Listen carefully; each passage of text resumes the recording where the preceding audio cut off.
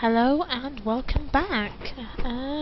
So, it's been a while since I've done any recording, so I think I'm just here to buy stuff and talk to people. If I remember right? Ooh, little nug. It's actually she's actually named it.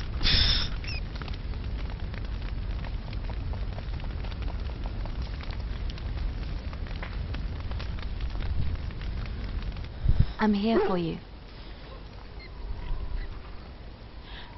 We need to talk. Of course.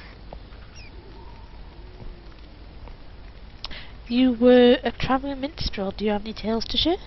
Of course I do. I love stories far too much to keep them to myself. Everyone should be able to benefit from them, I think.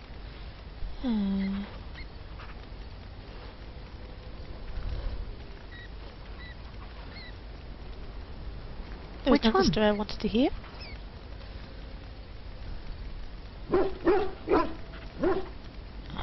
What do you know about Andraste? Andraste was the Maker's chosen.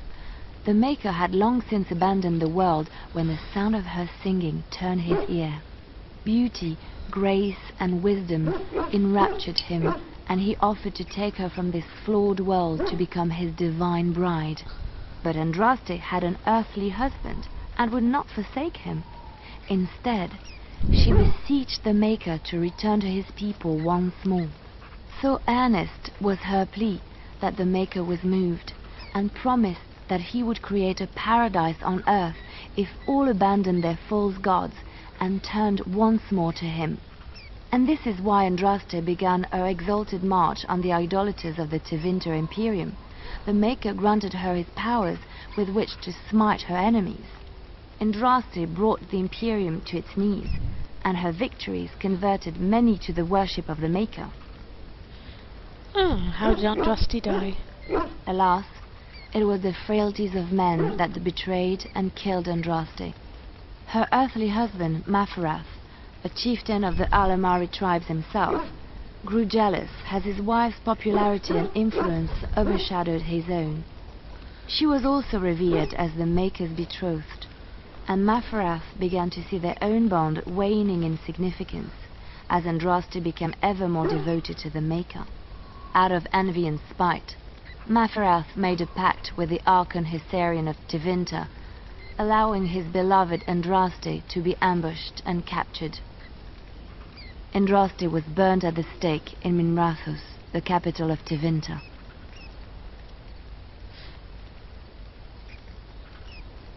But Tevinter has a chantry, doesn't it? The Tevinter chantry claims that in Andraste's last moments, Hysarian's heart softened, and he heard the voice of the Maker telling him to end her suffering. He plunged his sword into her heart, and as her blood washed over his hands, he became one of the faithful. Dissenters said that the Archon only converted because he could not stem the tide of Andraste's cult, and was forced to do so to stay in power. We will never know for sure.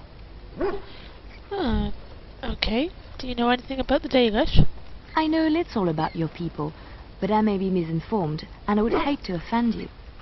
I would not be offended. I have heard a little about how the elves gained their freedom from the Tevinter Imperium. When Andraste began her exalted march against the Imperium, the elves joined her cause to fight their masters. The great elven leader, Shatan, born in captivity, rose up to lead his people. He foresaw a future where the elves were free. Shatan was killed when Andraste was betrayed, but the elves continued to fight, eventually breaking free of the Imperium. The elves claimed the Dales in the south and settled there in a land of their own. But it didn't last. The elves lived in the Dales for centuries. They resurrected the worship of the elven gods and would allow the building of no chantry. This angered the chantry, and the hostility between the two factions finally broke out in open war. The chantry says the elves struck first, but I do not know whether to believe it. The chantry declared a wholly exalted march against the elves, named for Andraste's similar march against Tevinter. During the exalted march of the Dales, the elven cities were sacked, and the elven state completely dissolved. Some of the elves bitterly accepted their fates and surrendered to human rule, living in the human cities as second-class citizens. But others, still fiercely proud of their heritage, refused to bow to the humans, and instead became homeless wanderers. There were the elves of the Dales, the Dalish. Now, what I'm trying to do is get this is try and get her to talk to me about her past, which I don't know if I've missed a line or something, but I can't seem to get her to tell me about her past, which is quite annoying. I'm here for you. Yes, thank you. Of course. Of course I do. I love stories far too much to keep them to myself. Everyone should be able to benefit from them, I think. I'm here for you. Of course. Wait, you want to talk about us? Is there something bothering you? You're the best thing that ever happened to me. Really? You think so? You're so sweet. I don't know what I'm doing wrong there. I don't know what I've missed, but I'm not sure if I'm actually going to get that romance line to finish. Sorry. What's on your mind? As a Grey Warden, I'll never live a normal life, will I? No, you won't. I could try, but it wouldn't work. No, it wouldn't, would it? Being a Grey Warden is in your blood now. You can't escape it. You wonder sometimes, don't you? If your life would be better if you weren't who you are. A little. When I was a young woman in the tower, I came to the realization that the circle would be my life, and I would know no other. Family, love, a simple life. These were things that others took for granted, that I would never have. Grass is always greener on the other side. It made me very moody. All I could think of was being trapped in that tower with no way out and no end in sight. I started hating my life and myself, and one night I found myself in the tower's chapel. I was seeking refuge, maybe answers.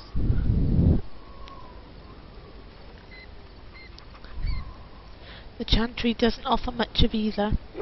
I must have looked tearful or made some noise, because the revered mother came out and decided to speak to me. And because I had no one else to talk to, I talked to her. I must have said many silly things, but she told me that the Maker puts us all on our paths for a reason, and fighting our intended course is what causes so much anguish. Only the weak accept their fates. I thought the old biddy was full of rubbish. I was 15, maybe 16, and I knew everything. So I left, but I always found my way back to that chapel. And as the years passed, I began to see the truth of her words. We were supposed to be polar opposites, mage and priest, but we weren't. There was much about us that was the same. I suppose priests have given up a lot too. The revered mother had lived in the chantry all her life, as I had been in the tower for all of mine. She taught me that you can find your family in the people around you, that you can love your work and find fulfillment in duty, and there is joy even in self-sacrifice. If you put others before yourself, then their well-being is yours, and their happiness is your happiness.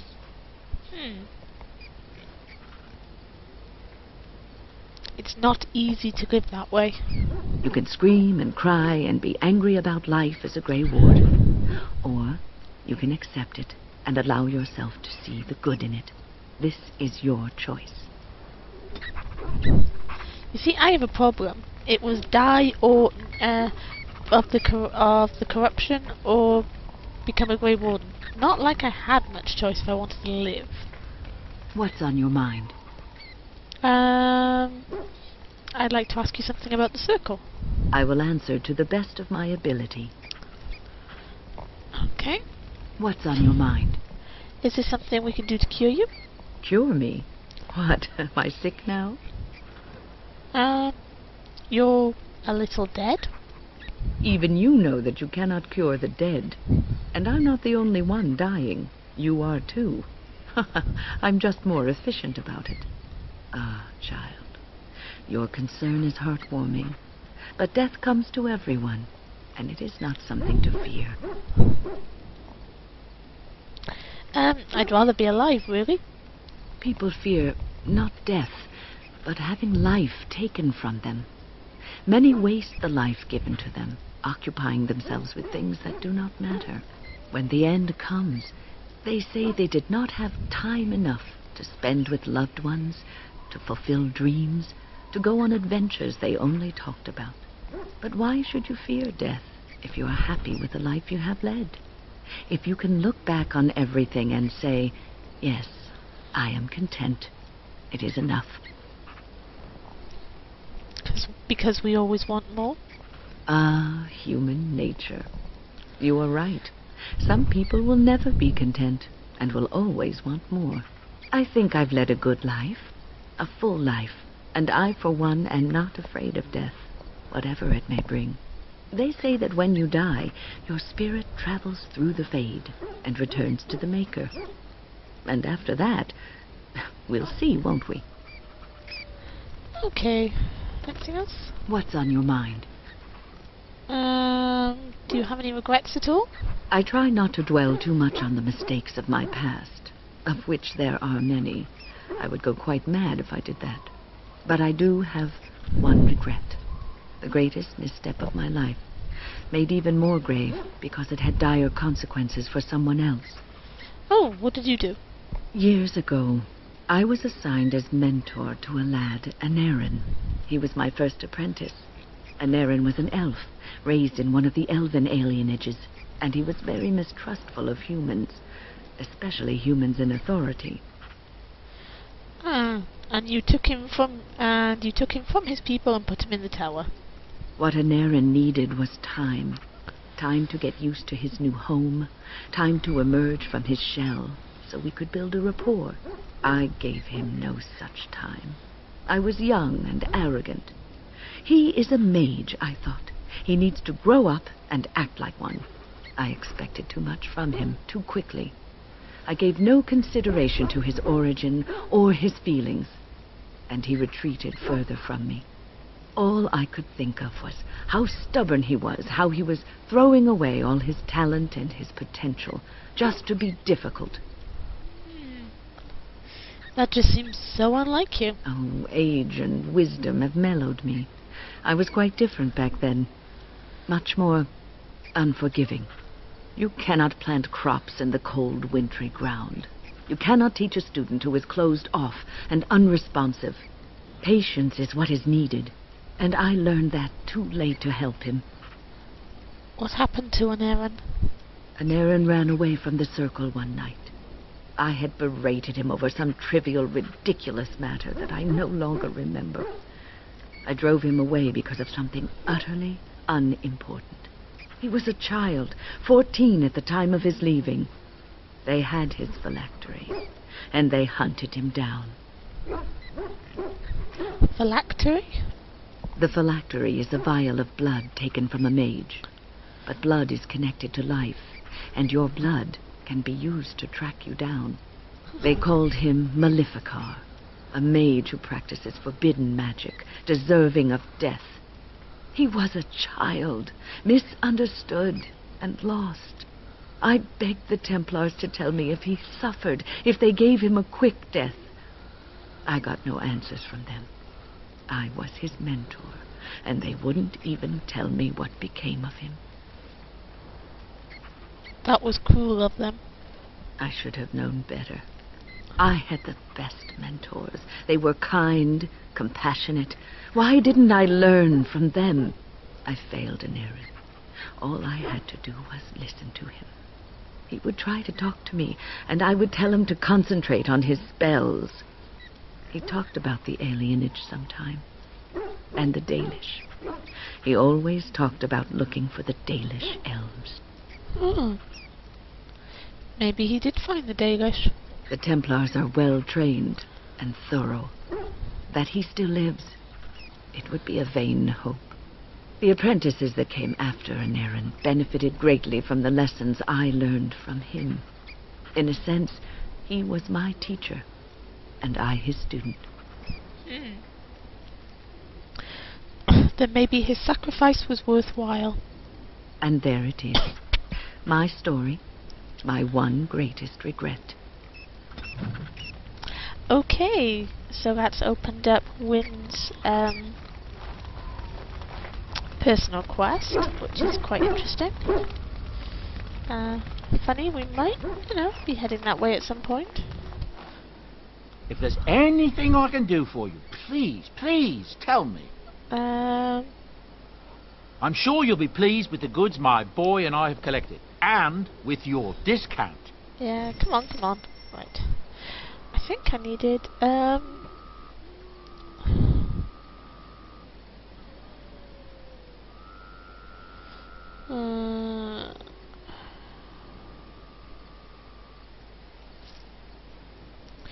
I know what I needed.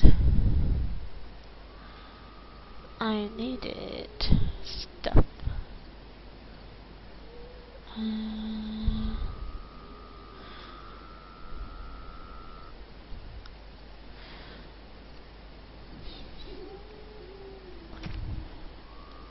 Flasks, that was it.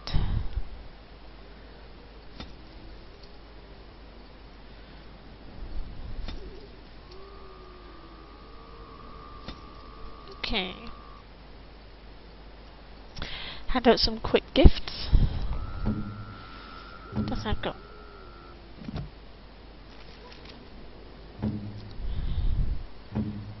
Don't think I've got anything for them. I know I've... Portrait of a goose girl. I seem to remember. Unexpected. Thank you. Yep. Search for the true prophet. Don't know. Shale. Now he takes remarkable gems. Ooh, shiny. Very nice. Very nice. And there's one more I know I've got. Which is that. What have you there? A mirror? You could not know it, but I possessed something very similar long ago. I stole such a mirror from a village, and Flemeth was enraged at my carelessness. She destroyed it, much to my dismay. It is incredible that you found one so like it. I am uncertain what to say. You must wish something in return, certainly. Don't be ridiculous. It's a gift, Morrigan. You say that as if I should be accustomed to such a thing. I have never received a gift, not one which did not come at a price. I suppose I should say thank you for the gift. 'Tis most thoughtful, truly. We've been giving her gifts the whole game, and she's not accustomed to receiving gifts? Lord.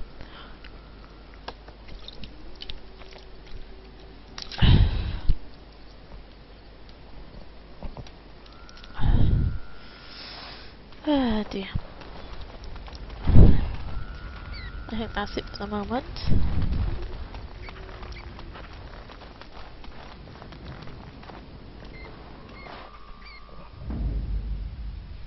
Indeed. Yes. Yes. I'm just going to go and get more elf fruit.